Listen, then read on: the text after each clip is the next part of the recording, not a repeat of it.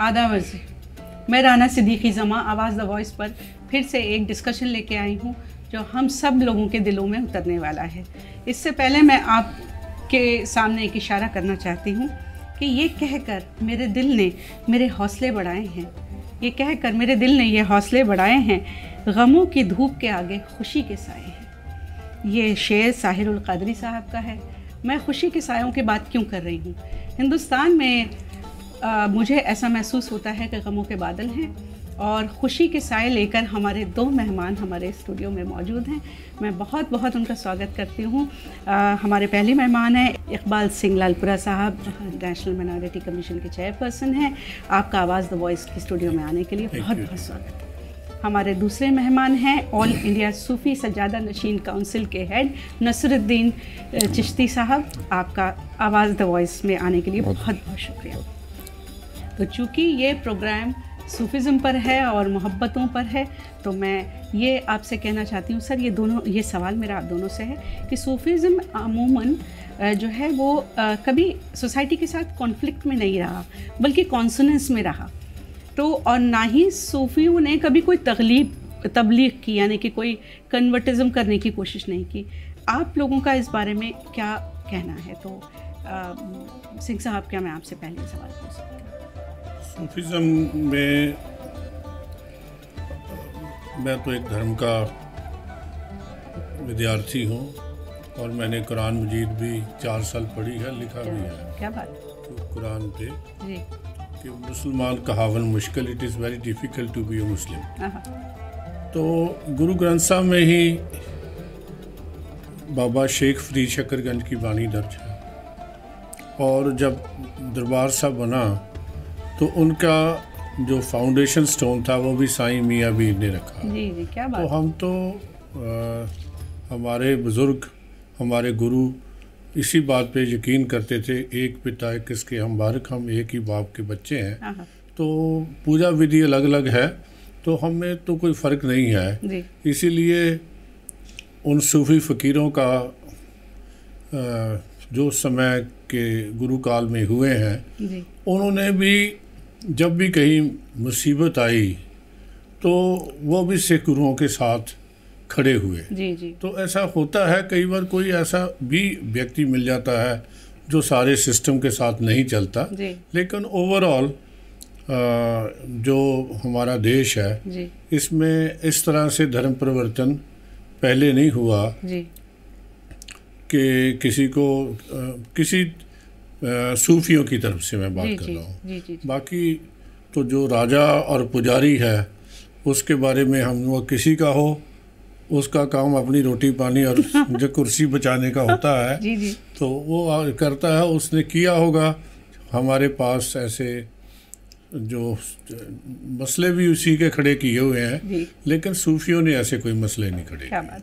तो सर, आप तो सिखिज़्म से आते हैं जो सूफिज़्म का मरकज़ रहा है, तो क्या आपकी सूफिज़्म की अपनी कोई स्टडी वगैरह भी है सूफिज़्म को लेकर? देखो, मैं झूठ बोलूँगा अगर मैं ये कहूँ कि मैंने सूफिज़्म को बहुत स्टडी किया है, पर मेरे बहुत सारे दोस्त जो हैं वो सूफ़ी हैं, कुछ पाकिस्तान में भी हैं, जैसे उनकी गद्दी नशीन हैं, वो मुझे मिलते रहते हैं।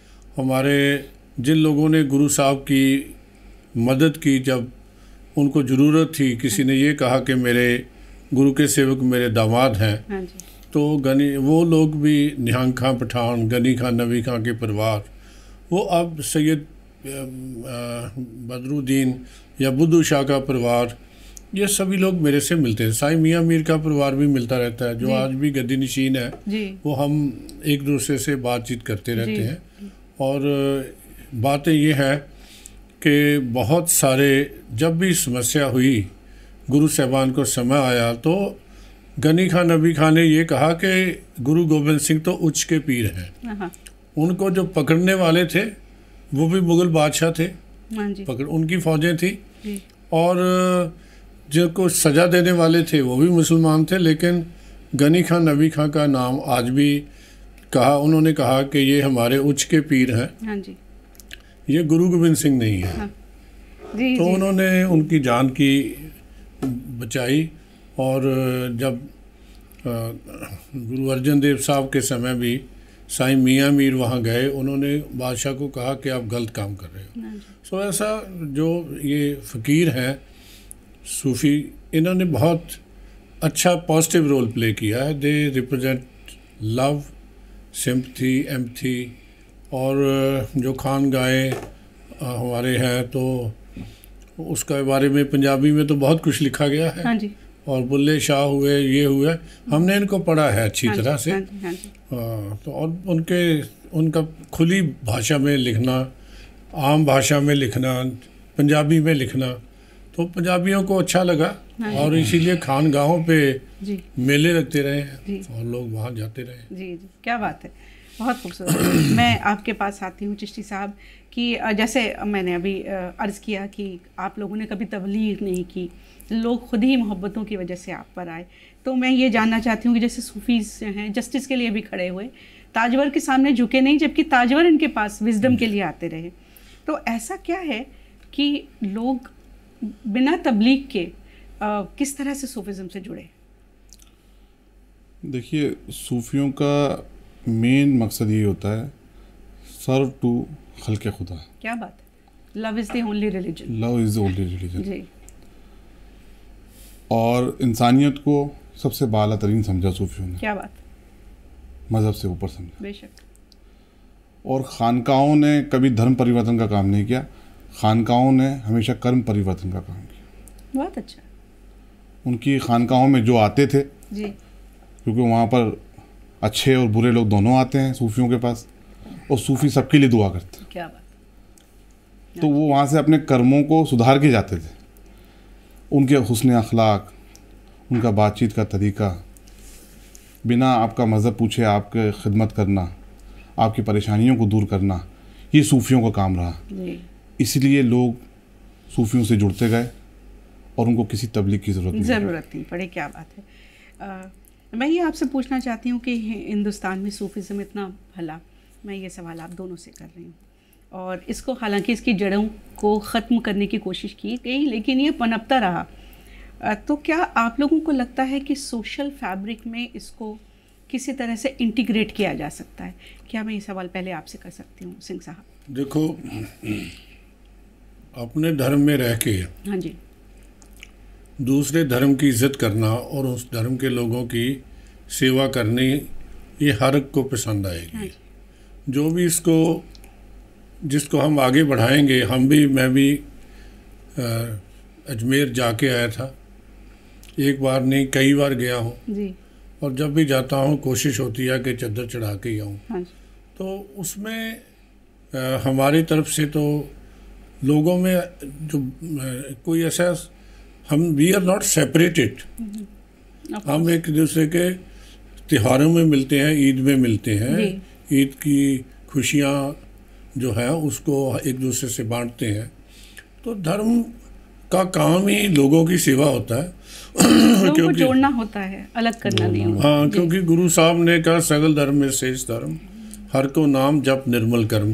आप भगवान का नाम कोई भी ले सकते हो, हम तो अल्लाह को भी भगवान का नाम ही मानते हैं। जी जी। और हमारे जो ग्रंथों में ऐसा अंकित है, दर्ज है जी। तो लेकिन ये जो सेवा का काम है समाज का, जी जी जी, दैट इज़ वेरी इम्पोर्टेंट। जी जी जी। अगर आप इंसान को इंसान समझो जी, और उसकी सेवा करो तो इससे बड़ा कुछ नहीं हो सकता जो सूफियों ने किया है। मैं आपसे यही अर्ज़ कर रही थी कि डिफरेंसेस तो हम देख ही रहे हैं सोसाइटी में, तो इसको सोशल फैब्रिक में अब इंटीग्रेट कैसे किया जा सकता है? जो इतने इख्तलाफात हो रहे हैं, आप इसको कम्युनल कह लें, सोशल कह लें या कुछ और कह लें, तो ये ही सवाल मैं आपसे भी करूँगी कि how do we integrate that with in the society now? इसको सिंपल है कि संवाद और सेवा दोनों चीज़ें। एक तो संवाद भी होना चाहिए हमें। मैंने कुरान मजीद नहीं पढ़ी थी जी। मुझे बहुत सारे शंके थे जी। लेकिन अब मैंने कुरान मजीद पढ़ी है, मुझे 114 सूरा का मालूम है कि इसमें क्या लिखा है, तो मुझे कोई मिसगाइड नहीं कर सकता। आई वुड ओनली से कि it is not there in the Quran मजीद शरीफ, जो इस्लाम का धर्म ग्रंथ है जिसको लोग मानते हैं। तो ये जो आप अपनी तरफ से बना रहे हो, ये अल्लाह के राह का नहीं है, ये मोहम्मद साहब ने ऐसा नहीं कहा है। सो हम गुरबानी का भी एक सिद्धांत है, जग ज्ञानी विरला आचारी। बेशक हम ज्ञान की बात करते हैं, जीवन की बात नहीं करते। So your life should depict what you are saying. तो जैसे इकबाल ने कहा, गुफ्तार तो का गाजी बन तो गया, हाँ जी, किरदार का गाजी बन न सका। हाँ जी, किरदार का गाजी बनेगा तो सब कुछ ठीक हो जाएगा। बेशक बेशक, लेकिन हम लोग करना शायद एफर्ट्स तो हम लोगों को करना पड़ेगी। ये सवाल मैं आपसे करती हूँ चिश्ती साहब कि सोशल फैब्रिक में इंटीग्रेट किस तरह से किया जा सकता है? लोग इम्प्रेस है, दिख रहा है वो, लेकिन देखिए जो कम्युनिकेशन गैप आया उसको, जैसे चेयरमैन साहब ने कहा, संवाद की ज़रूरत है। जी। और संवाद के लिए जो सही मायने में सूफी और जिम्मेदारान हैं जी, उनको आगे आकर एक प्लेटफॉर्म पे बैठ के संवाद करना चाहिए। खुद आपस में भी संवाद करें जी, और पब्लिक के बीच में, आवाम के बीच में भी जाके संवाद करें। किस तरह से किया जाए? जब हम एक खिदमत की नीयत से बाहर निकलेंगे। अच्छा। मज़हब सबका व्यक्तिगत मामला है, ये पर्सनल मामला है।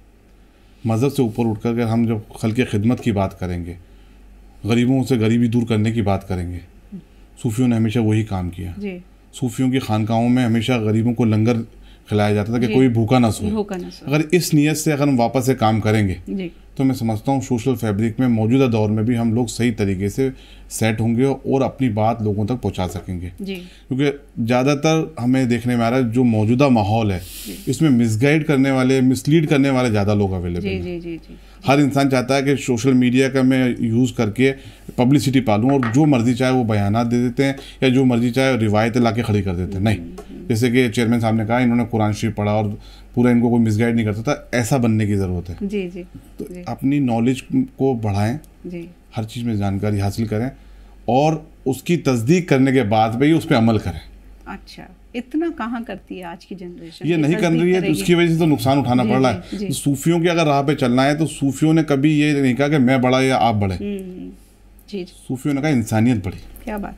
जी, मैं सिंह साहब आपसे ये पूछना चाहती हूँ कि आप माइनॉरिटी कमीशन के चेयरपर्सन हैं और इस कमीशन को तो सबको साथ लेके चलना पड़ता है, तो minority commission as a body क्या एफर्ट्स कर सकती है कि लोग यूनाइट हो, बावजूद इसके कि गंगा जमनी तहजीब और शेयर्ड को एग्जिस्टेंस की जो हम बात करते हैं उसमें कहीं कहीं हमें अब छेद दिख रहे हैं। हर एज में हुए हैं लेकिन आजकल दिख रहा है। देखो, दो तीन चीज़ें मैं करूँगा। हाँ जी। एक तो ये है कि जो मैंने स्टडी किया, आप भी इसको चेक कर लीजिए। हाँ जी। कि एक डर की भावना पैदा की जा रही है। क्या डर है? कि भारत में अक़लियत, मिनॉरिटी सेफ नहीं है। अब आप इसका कंपैरिजन करिए, 1951 में जो मेजॉरिटी थी वो 84% थी, मिनॉरिटी 16% थी। आज 2011 में जो सेंसस लास्ट हुए हैं उनमें जो मेजॉरिटी है वो कम होकर 79% रह गई है। हाँ जी। और जो मिनॉरिटी है जी, वो 5% बढ़ के 16 से 21% हो गई है। जी। जिस देश में हमारी आबादी बड़ी है जी, उसको हम क्या कहें कम है। जी। और उसका कंपेयर करिए कि जब देश बटा तो उसमें ये नहीं था कि पॉपुलेशन ट्रांसफ़र होगी। ये तो सितंबर के बाद ही लोगों को पता लगा, 47 के बाद, कि हमारे देश में तो धर्म के आधार पे एक दूसरी जगह जाना होगा और लाखों लोग मारे गए। जी जी जी जी। लेकिन उसमें वहाँ जब पाकिस्तान बना तो 22% जो है अक़लियतें वहाँ थी, तो आज वहाँ 4.43% है, बाकी 18% कहाँ चले गई। अगर आप बांग्लादेश को भी जोड़ लें तो वहाँ भी अब 9% मिनॉरिटीज़ हैं, तो दोनों की आबादी को जोड़े तो उसका करें तो फिर 10% के करीब बनते हैं, तो 12% कहाँ चले गए। ये चीज़ें कहीं ना कहीं जो छोटी सोच के लोग हैं वो इस प्रॉब्लम क्रिएट करते हैं। जहाँ हिंदू शाही राज था अफ़गानिस्तान में, हाँ जी। आज वहाँ एक भी हिंदू और सिख नहीं है। 8 लाख हिंदू और सिख थे वहाँ 30 साल पहले, जिनमें से 5.5 लाख सिख थे। गुरु नानक वहाँ रहे, सारे गुरु साहबान वहाँ जाते रहे और बहुत बड़ा व्यापार था वहाँ से घोड़ों का।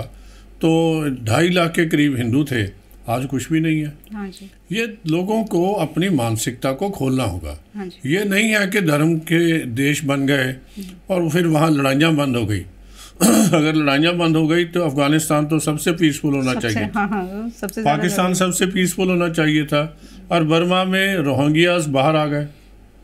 उनका कोई ना अपनी रही ज़मीन और ना रहा उसका धर्म कहीं।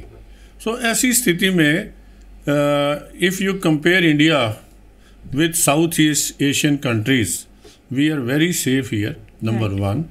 दूसरी बात है कि जो गवर्नमेंट ऑफ इंडिया है या मिनॉरिटी कमीशन है, आई रिप्रेजेंट माई गवर्नमेंट, तो हम क्या करते हैं, एजुकेशन के लिए काम करते हैं, एम्प्लॉयमेंट के लिए काम करते हैं, और उनका कल्चर बचा रहे, कल्चरल अटैक ना हो, और उसके अलावा there should not be any discrimination, उनको घर मिले। ये बहुत बड़ी जिम्मेवारी मुझे निभानी पड़ती है। जी जी। लेकिन सबसे जो मुझे कमज़ोर चीज़ लगती है वो ये है कि ना मदरसा, ना गुरुद्वारा, ना चर्च, ना पगोडा, कभी भी ये गवर्नमेंट स्कीम्स के बारे में लोगों को जागृत नहीं जानकारी नहीं है। ये जानकारी मेरे नंबर 2, जो हमारे सोशल वर्कर हैं उनको भी नहीं मालूम कि गवर्नमेंट की क्या स्कीम्स हैं। हाँ जी। 15 पॉइंट प्राइम मिनिस्टर प्रोग्राम है, उसके अलावा भी 125 दूसरी स्कीमें हैं जो भारत के नागरिकों को मिलती हैं जी। तो उनको ये जिम्मेवारी तो समाज को लेनी होगी कि उनको अवेयरनेस ही नहीं है। जब अवेयरनेस ही नहीं पता, मुझे मेरा राइट ही नहीं पता जी, तो मैं विक्टिम कार्ड कैसे प्ले कर सकता हूं? कहाँ विक्टिम हो गया। अच्छा। अब दूसरी बात यह है कि ऐसा नहीं है कि किसी जगह कोई किसी पे हमला नहीं हो रहा है, ये ऐसी बात नहीं है। समाज में हमेशा क्राइम होता रहा है, लेकिन ऑर्गेनाइज क्राइम हो। जैसे मैं अजमेर ही गया था, वहाँ एक कम्युनिटी है, वहाँ बिल्कुल बगल के गांवों में, वो नाम उनके राम है और राम के साथ अली भी है। क्या बात है। हाँ जी जी। वो हिंदू धर्म को भी मानते हैं। हाँ जी। इस्लाम को भी मानते हैं। ये वहाँ की कई गांव हैं, एक नहीं है। जी हाँ। मैं उनके फंक्शन को भी मैंने अटेंड किया है। जी जी। तो धर्म तो बांटता नहीं है, जोड़ता है। जी जी। लेकिन अगर धर्म से क्योंकि जब हम उसको, मैं अभी की बात नहीं करूँगा, किसी को बुरा लगेगा, जी जी। लेकिन गुरु नानक साहब ने लिखा था एक जगह कि ये पुजारी जो है ना तीनों, चाहे वो इस्लाम का हो, चाहे हिंदू का हो, चाहे जोगी हो, उसके आगे लिख दिया तीनों उजाड़े का बंद। तो मैं समझता अगर गुरु साहब आज लिखते तो चारों उजाड़े का बंद लिख देते। तो इसलिए असली जो मैसेज है इस्लाम का, और मैसेज जो गुरु ग्रंथ साहब का या सूफीज़म का जो मैसेज है जी, ये आम लोगों तक के किरदार के साथ कैसे जाए, क्योंकि हमारा जो प्रचार की विधि है, सिखों में तो कोई प्रचार की विधि है ही नहीं। सेवा करते हैं। नहीं, ये भी नहीं है, उसका एक ही है, पारस परसिय पारस होए जा तेरे मन पाने। पारस जो है किसी तांबा को लग जाए, लोहे को लग जाए तो वो सोना बन जाता है, लेकिन सिख है तो उसके से मिलने वाला केवल पारस बनेगा और पारस की खान बन जाएगी। तो ऐसा ही होता रहा है, संत और सिपाही ऐसे ही पैदा हुए। लेकिन अब हम केवल रिचुअलिस्टिक हो गए तो समस्या ही खड़ी करनी शुरू कर दी।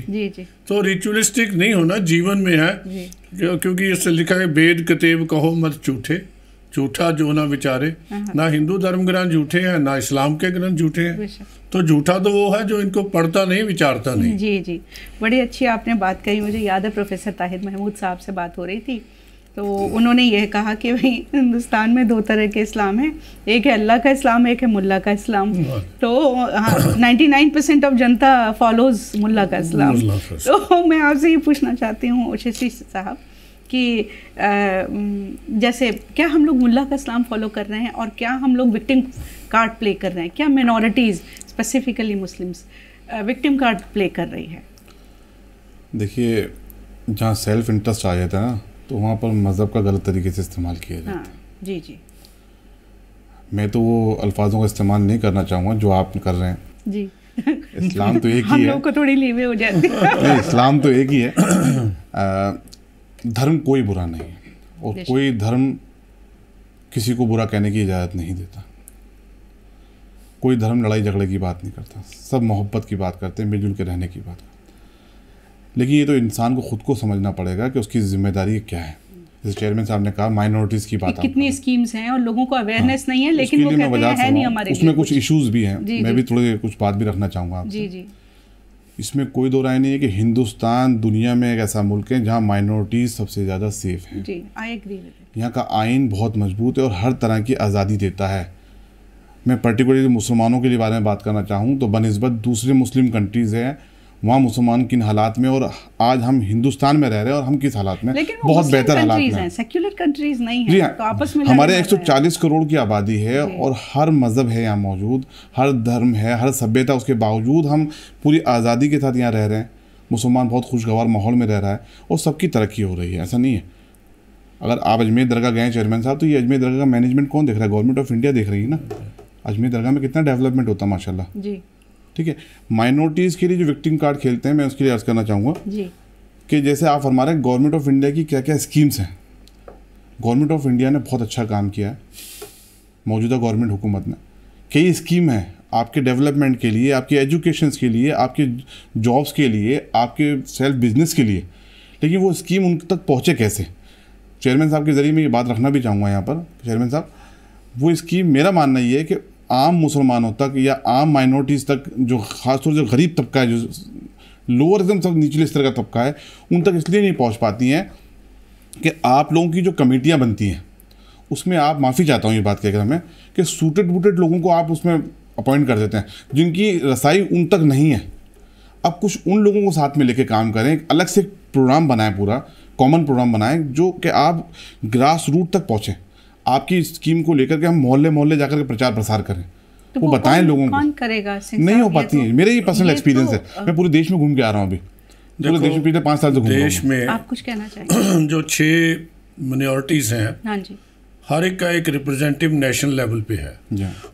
जैसे मैं यूनियन कैबिनेट मिनिस्टर के रैंक पे हूँ, बाकी जो 6 मेंबर मेरे साथ हैं वो मिनिस्टर ऑफ स्टेट हैं जी। इस्लाम को मानने वाली सैयदा शहजादी जी हैं, बुद्ध धर्म को मानने वाली मैडम लामो हैं, पारसी के मिस्टर देबू जी हैं जो वाइस चेयरमैन भी हैं, जैन के हैं, बौद्ध के हैं। तो इन लोगों को, अब ये लोग अपने लोगों से संपर्क करें, ऐसी एक रवायत बननी चाहिए थी। बहुत अच्छा। लेकिन यहाँ कमीशन में नहीं थी। तो मैंने अब ये किया कि हर स्टेट में कम से कम 2 एडवाइज़र हर धर्म से लेने शुरू किए। अरे वाह। जो लोग वहाँ काम कर रहे हैं। जी जी। सो ऐसे एक बहुत बड़ा पैनल बन गया। तो बहुत सारे अच्छे लोग, कल मुझे थोड़े दिन पहले वाइस चांसलर हैं मोहतरमा हमदर्द यूनिवर्सिटी की जी। तो मुझे किसी काम के सिलसिले में मैंने उनको टेलीफोन किया, तो उसने मुझे कहा कि साहब आप औरतों से डिस्क्रिमिनेशन करते हैं। अच्छा। मैंने कहा क्यों, क्या बात होगी? कहती मुझे तो एडवाइज़र लिया ही नहीं।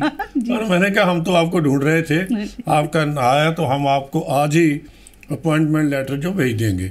सो ये सबका काम है, लोगों को मिलके चलना चाहिए। ये मैसेज किसी तरह हमसे रोका गया।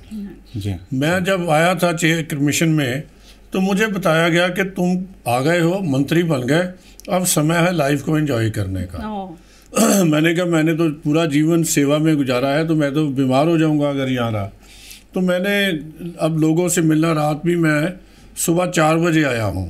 जी जी। आप बिजनौर गए हुए? मैं बिजनौर गया हुआ था, मैं सहारनपुर गया, तो उन लोगों से मिला, उनसे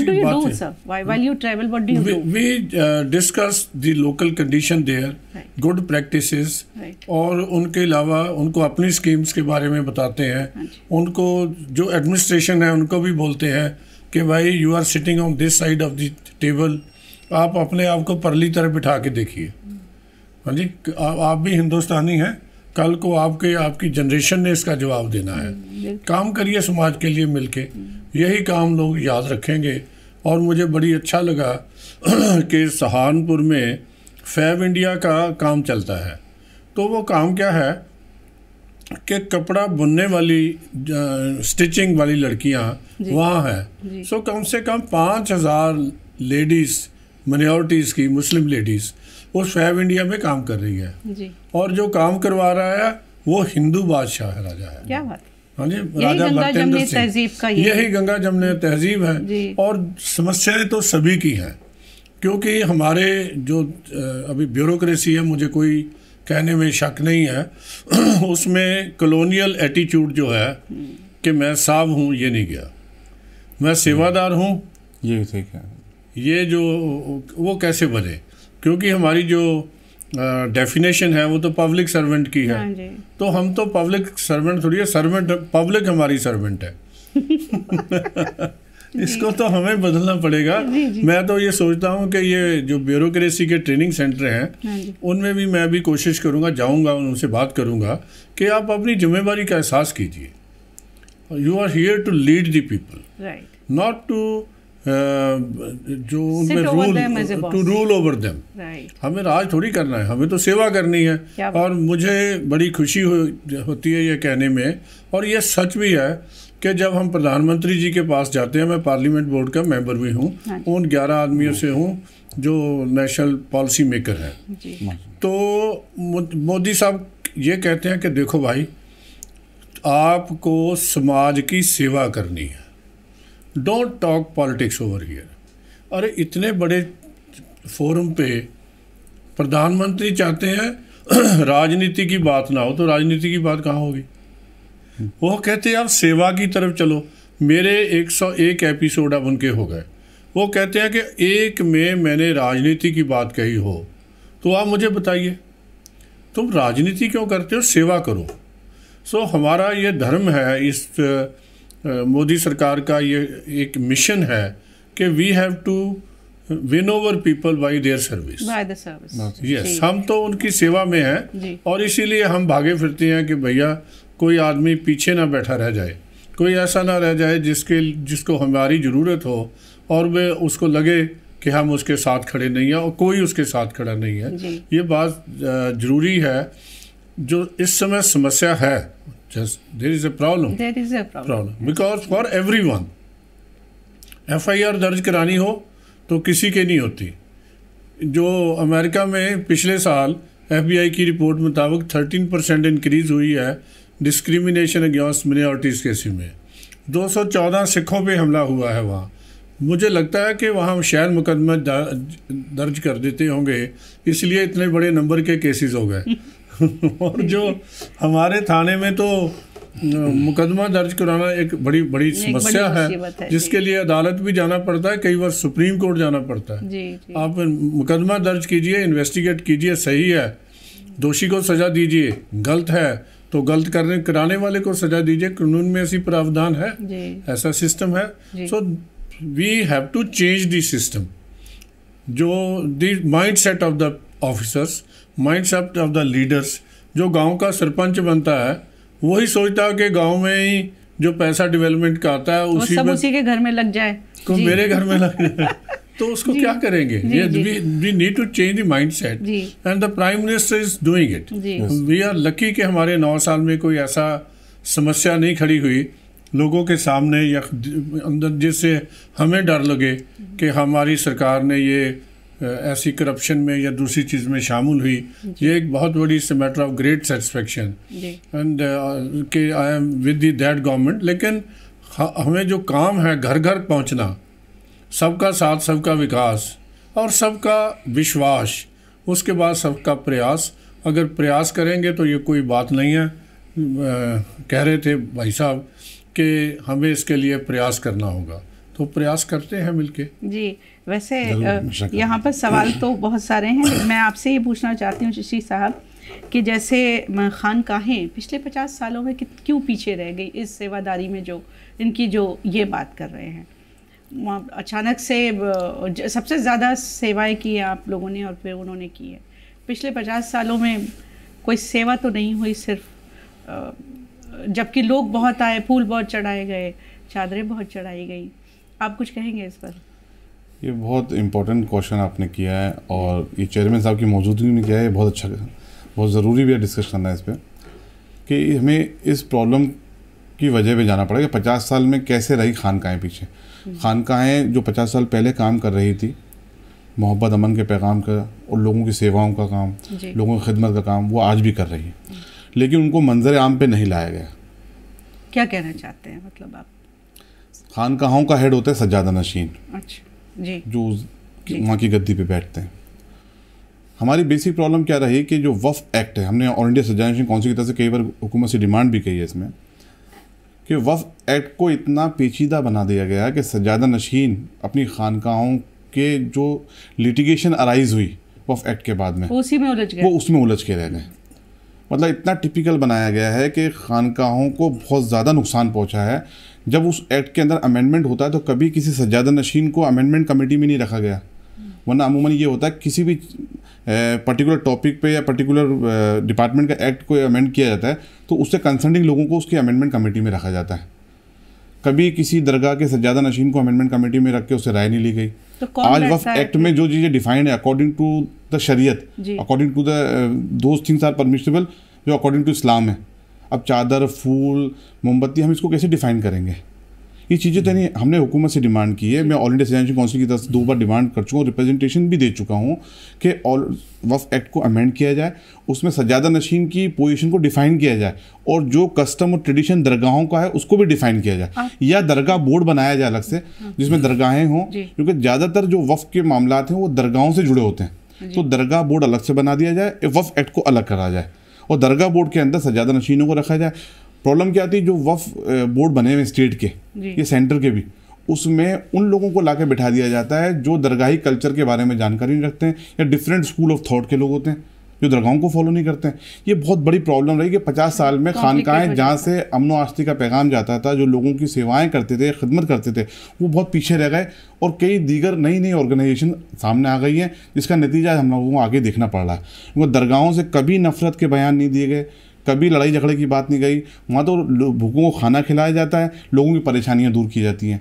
तो ये चेयरमैन साहब भी बैठे हैं, मैं उनके सामने आपके सामने ये बात रखना चाहता हूँ कि हम ऑलरेडी डिमांड कर चुके हैं हुकूमत से जी। इस पर हमारी हम्बल रिक्वेस्ट यही है हुकूमत से कि इसके अंदर गौर किया जाए और वफ़ एक्ट को अमेंड किया जाए, या तो दरगाह बोर्ड अलग कर दिया जाए या खानकाहों के बारे में अलग से एक डिफाइन कर दिया जाए, उनकी कस्टम ट्रेडिशन और सज्जादा नशीन की पोजीशन। सर आपके नॉलेज में थी ये चीज़ें? आप अभी आए हैं और जब आप आए हैं तो एक क्याओस के माहौल में आए, you have to manage so much. Did you were you actually aware of it? No, even I was not aware. No, I was not aware of it because there are 2 things which I see. वैसे तो शेख फरीद जी तो 5 वक्त नमाज की बात करते हैं जी, जो गुरु ग्रंथ साहब में भी अंकित है ऐसा जी जी जी। लेकिन खानकाहों में थोड़ा डिफरेंट है जी जी। ये केवल नमाज की बात नहीं है, सेवा की बात है, हाँ जी, और प्यार की बात है, लोगों को मिलने की बात है। That tradition is totally different. So we deal only with the Muslims, spiritual part of नहीं, जो जिसका इस्लाम लिख दिया मुस्लिम, हमारे लिए वही इम्पोर्टेंट है। आगे उसका वो सुन्नी है, वो शिया है, that difference doesn't arise for you, वो हमारे सामने नजर नहीं आता। अच्छा, लेकिन ये चीज़ें जो है इम्पोर्टेंट है कि खानकाह और मस्जिद के काम करने में ढंग में फ़र्क है, बहुत फ़र्क। उसके बारे में सोचना चाहिए। मैं जरूर उसके बारे में the custom and tradition of the Khanqah should be defined in the act. क्या तो दरगाह बोर्ड अलग से बनाकर डिफाइन किया जाए या वफ़ एक्ट में किया जाए, और कम से कम उनकी अमेंडमेंट कमेटी बने तो वो दरगाहों के जो बड़े रिप्रेजेंटेटिव हैं या सज्जादा नशीन हैं उनको उसमें रखा जाए, उनसे एडवाइस तो ली जाए। ये बात मुझे ऐसा लगता है कि अमूमन आप दोनों ही जानते हैं, आप लोग ज़्यादा आलिम फाजिल हैं, काबिल हैं, कि पैसे का बहुत बड़ा रोल होता है इसमें। It's a money that plays the most important role ना। What is the utilise of the money, it should be also defined. तो चाहिए ही जी, अगर आपने मस्जिद को भी चलाना है तो भी पैसा चाहिए। तो कारी साहब दूसरे लोगों को भी पेट लगे हुए हैं, उनके बच्चे हैं, उनको भी तो पैसा मिलना चाहिए। जी, जी, जी। लेकिन जैसे मैं पुणे गया था जी, तो हमने अभी ईद में मैं पीछे पुणे था जी, तो पहली बार हुआ ज्यूज़, क्रिश्चियन, इस्लाम को मानने वाले, हमने सब ने वहाँ ईद इकट्ठी मनाई। क्या बात। और इसराइल में लड़ रहे हैं। हाँ, यहाँ हम लोग सब अमन के यहाँ अमन से हम बैठे थे। तो एक बड़ी बात वहाँ लोगों ने की जो इस्लाम को मानने वाले थे जी। वो कहने लगे कि हमारे पास 1.5 लाख एकड़ ज़मीन है पुणे में। अच्छा। तो हमारी ज़मीन खाली करवा दीजिए, हमें आपकी ज़रूरत नहीं है। ज़मीनें तो दबा ली गई। ये है, ये सच है। अब तो कब्रिस्तान कहाँ बने जी, ज़मीनें भी कब्रिस्तान की थी। दिल्ली में भी ऐसे बहुत से दिल्ली में भी है, सारे देश में है। जी जी जी। और जो मुस्लिम भाईचारा है वो समस्या में है कि कब्रिस्तान नहीं है। जी जी। क्रिश्चियन भाईचारे को भी ऐसी समस्या है जी। लेकिन सबसे बड़ी समस्या ये है कि असली जमीन है उस पे किसी का कब्जा हो गया। जी जी। वो इंटरेस्टिंग। हाँ जी, दिस इज वेरी। इसमें चेयरमैन साहब एक बात आपकी नॉलेज मोड लाऊंगा आपके चैनल के माध्यम से कि जागीर एबोलिशन एक्ट आया ना, उसमें तमाम जागीरें एक्वायर कर ली गई, उसमें उनके बदले उनकी एन्युटी बांध दी गई एक पर्टिकुलर अमाउंट उस दौर का, आज भी वही अमाउंट चल रहा है। अच्छा, वो कुछ इंस्टीट्यूशन तो उन पे डिपेंड करते हैं छोटे से अमाउंट पे, तो उसको भी रिवाइव करना चाहिए। जैसे कलकत्ते में जो घर हैं सर, पहले उनका 10 रुपए किराया होता था, आज भी 10 रुपए किराया। मुंबई में 7 रुपए में दुकान चढ़ी हुई है। इनको रिवाइव करना चाहिए। देखिए आज दुनिया में माशाल्लाह हमारे मुल्क का डंका है, हमारे मुल्क की तरफ पूरी दुनिया देख रही है आज। जी जी जी। और मोदी साहब के नेतृत्व में मुल्क पूरी दुनिया, मतलब पूरी दुनिया के अंदर हमारे छा गया है। जी जी। और ये हमारे लिए फख्र की बात है। जी बेशक। तो हम चाहते हैं ये इंटरनल इश्यूज हैं ना, इसको भी बहुत एक अच्छी टीम बना करके हम लोग सब मिलकर के इसका सॉल्यूशन निकालें, और बहुत ज़रूरी है। मुझे ऐसा लगता है कि वैसे आपको उनके दफ्तर में जाके सब बातें करनी चाहिए थी। तो हमारे चैनल पे हो गया, उम्मीद है आपको इस बात से कोई एतराज़ ना होगा। एक चीज़ मैं आपसे आखिर सवाल, चूँकि उनको जाना है, तो देखिए कितनी मोहब्बतों से बात कर रहे हैं। That is why when you से कि मेरा काम मोहब्बत है, जहाँ तक पहुँचे वो वाली चीज़ें यहाँ हो रही हैं। मैं आपसे ये जानना चाहती हूँ कि अब आप देखिए, अगर सड़क के हर कोने पे एक छोटी सी सो कॉल्ड खानका बन गई, किसी ने हरे झंडे लगा लिए, किसी ने वो लगा लिया, और there are lot of people talking about this in a wrong way. इसको मिटिगेट करने के लिए, ख़त्म करने के लिए क्या किया जा सकता है? ये सवाल आप देखो, district administration should be alert. Right. तो उसको मैं जब एक छोटी सी आपको उदाहरण देता हूँ जी। ब्यास है जहाँ राधा स्वामी डेरा है। जी जी। किसी समय मैं पुलिस अफसर रहा हूँ, वो मेरा that was area of my responsibility. जी जी। तो वहाँ एक जो वीट है वो लोड होती है इस पे ट्रेन पे, जब मैं 40 साल पुरानी बात कर रहा हूँ। तो वहाँ एक गोदामों वाला पीर बन गया। अच्छा। उसके बगल में ही। अच्छा। समझे? तो मैंने कहा कि यार 47 से पहले जब पीर यहाँ हुआ करते थे तब तो गोदाम ही नहीं थे। गोदाम नहीं थे। अब तुम गोदामों के भी पीर हैं। और गोदामों के पीर इसलिए कि वहाँ से गेहूं चोरी करो और उसमें रख लो, जी पीर साहब की हो गई। मैंने कहा इसको तो भैया यहाँ से आपको रिमूव करना चाहिए। आप क्या पीपल शुड टेक एक्शन, जो एडमिनिस्ट्रेशन है इमीडिएटली, अगर ऐसी कोई चीज़ हो रही है। अगर वो धार्मिक जगह है, ऐतिहासिक है, तो उसको मेंटेन करने के लिए जो कुछ लोगों की सहायता हो सकती है वो करनी चाहिए। लेकिन जो ये फेक झंडे लग के सड़कों पे कब्जे होते हैं, ये बंद होने चाहिए। No government property should be allowed to be taken over like this. ये गलत बात है, लेकिन ये कमजोरी होती है जब एडमिनिस्ट्रेशन कमज़ोर हो। हम तब उस लोग कब्जा करते हैं अगर हम उनको मौका देते हैं। जी जी जी जी। आप इस पे कुछ कहना चाहते हैं? लोग शिर्क भी मानते हैं, प्योरिस्ट मानते हैं। बेसिक प्रॉब्लम है एक्चुअली। क्या है कि जिस तरीके से मेरे ख्याल से बात हो रही है वो एंक्रोचमेंट की बात कर सकते हैं हम लोग। एंक्रोचमेंट करके लोग उसको दूसरा रंग दे देते हैं। जी, मतलब एक मज़ार बना ली, मज़ार की देखिए ऐसा नहीं होना चाहिए बिल्कुल। अगर ऐसा कहीं हो रहा है, अगर ऐसा हुआ तो ऐसा नहीं होना चाहिए। और इसी बात local administration should be aware and should take immediate action against it. But the issue is कि आज की तारीख में जैसे आपने होता है ना, खानकाहें, जो खानकाहें नहीं, आज की तारीख में तो सूफी भी कई लोग आ चुके हैं, सो कॉल्ड सूफी भी जी। तो इनसे बचने की जरूरत है। तो इसके लिए मेरे यही है कि हुकूमत हिंद को हम रिक्वेस्ट ये करेंगे कि इसके अंदर एजेंसीज मौजूद हैं, एडमिनिस्ट्रेशन मौजूद है। अब वक्त आ गया है कि हम इसको बाकायदा ऑन पेपर ले लें कि जो एक्चुअल में ऑथेंटिक खानकाएँ हैं या धर्मगुरु हैं उनकी एक लिस्ट मार्क कर दी जाए जी। क्योंकि अब आने वाले दौर में हर आदमी अपना को सूफी कहना शुरू कर देगा, हर आदमी अपने को धर्मगुरु शुरू कर देगा कि यार ये अच्छा तरीका है, इसमें पैसे भी अच्छे आएंगे, पब्लिसिटी भी अच्छी मिलेगी और वाहवाही भी बहुत होगी। तो इन सब चीज़ों को ख़त्म करने के लिए मैं समझता हूँ हुकूमत को एक बाकायदा इसकी एक कमेटी बनाकर इस पर पूरी एक इंक्वायरी करके इसको एक शॉर्टलिस्ट कर देना चाहिए और रिकॉग्नाइज तौर पे जो रिकॉग्नाइज हो वही एग्जिस्ट करें। अदरवाइज ना तो कोई धर्मगुरु एग्जिस्ट करे, ना कोई खानका एग्जिस्ट करे, ना कोई धार्मिक स्थल एग्जिस्ट करे। जी, आपको लगता है सर कि सक्सेसिव गवर्नमेंट्स में ने भी कुछ कमियां छोड़ी, या फिर it happened because because it was a natural process, complacency रही या नहीं रही? देखो, पहली बात तो मैं क्लियर कर दूं, I am not talking about only Khan का जी। जो इंक्रोचमेंट है वो सभी धर्मों वाले कर रहे हैं, ऑल रिलीजन। यस, वो तो गुरु ग्रंथ साहब सड़क पे रख के बैठ जाते हैं जी। हाँ जी, हमने यही देखा किसान आंदोलन में जी। This was not the place to establish Shri Guru Granth Sahib and make the road as a gurdwara ji जी। सोसाइटीज में मंदिर बन जाते हैं, लेकिन सड़कों पे मंदिर बन जाते हैं। लेकिन इसमें माफी चाहूंगा, इसमें एंक्रोचमेंट हटाने के नाम पे जो कदीमी मज़ारात है ना, उनको भी नहीं हटाया जाना। नहीं, वो मैं आपको ध्यान में लाता हूँ। जो पुराना रिकॉर्ड है सरकार के पास, रेवेन्यू का, गाँव का रिकॉर्ड है, वो तो बड़े सालों से 200 साल से भी हमारे पास है, 150 साल से है। तो बिफोर पार्टीशन भी है, एवरी प्लेस इज आइडेंटिफाइड।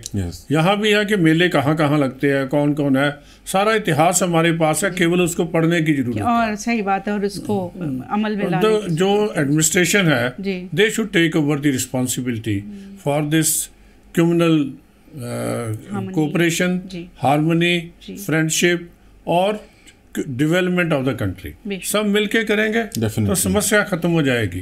अगर मिलके नहीं करेंगे तो समस्या यही रहेगी। मैसेज वही है, सूफीज़म कहता है कि प्यार करो, और गुरु नानक कहते हैं साच कहो सुन ले सब जिन प्रेम की हो तेनी प्राप्त। प्रेम के बिना भगवान की प्राप्ति नहीं हो सकती। तो इसमें मैसेज तो सभी का एक है, लेकिन हमारे जीवन से वो कैसे नजर आए, This is more important. What an important thing you said. आपको क्या लगता है कि इंडिया सारे मुल्कों में किस तरह से मैसेज ऑफ सूफिज्म दे सकता है? देखो, मैसेज ऑफ लव जो हमारा है, अगर हम इनके एक दूसरे के हाथ पकड़ के बैठेंगे तो सामने वाला भी खुशी से देखेगा कि हम बैठे हैं जी। अगर मेरी कुर्सी को खतरा होगा तो मैं चिश्ती साहब के साथ नहीं बैठूंगा। तो हमें कोई खतरा नहीं है। जी। हमारा देश एक मजबूत देश है, यहाँ अशफाकुल्ला खान की भी कुर्बानी है। यहाँ लोगों को मालूम नहीं होगा कि हम तो पंजाब में अब्दुल हमीद की समाध पे सितंबर में जाके जो है वहाँ माथा टेकते हैं। जी। क्यों? क्योंकि पाकिस्तान के टैंकों का कब्रिस्तान उसी ने बनाया था। जी। तो आज भी उनके नाम से गवर्नमेंट ऑफ इंडिया ने जो ये जिसको कहते हैं अंडमान निकोबार में एक टापू का नाम रखा है, एक बाना सिंह के नाम पे रखा है। हमारे साथ यहाँ कभी मोहम्मद मंसूर अली खां पटौदी कैप्टन बन जाता है, कभी अजरुद्दीन बन जाता है, कभी फखरुद्दीन अली अहमद जी राष्ट्रपति बन जाए, कभी जैल सिंह बन जाता है, कभी मनमोहन सिंह बन जाता है। Where is the discrimination? मैं आपको बहुत माजरत के साथ ये कहना चाहती हूँ कि इंडिया, लेकिन फिर सेक्युलर उसका जो प्रियम्बल है वो सेक्युलरिज्म पर है। तो अगर मान लीजिए एक सिंह साहब बन गए, एक दयाल साहब बन गए, या एक जॉन बन गया, तो ये कोई एहसान नहीं है उन पर। आप मानेंगे इस बात को? या कोई सिद्दीकी बन गई कुछ, तो ये जब सेक्युलरिज्म है उसमें कोई एहसान की बात नहीं है जी। लेकिन मैं ये जैसे जिस बड़े सदीर में हम रहते हैं जी, वहाँ क्या हो रहा है जी, ये हमारे ऊपर प्रभाव डालता है। कई ऐसी चीज़ें हमारे सामने हैं जिसको हम बयान नहीं कर सकते जी।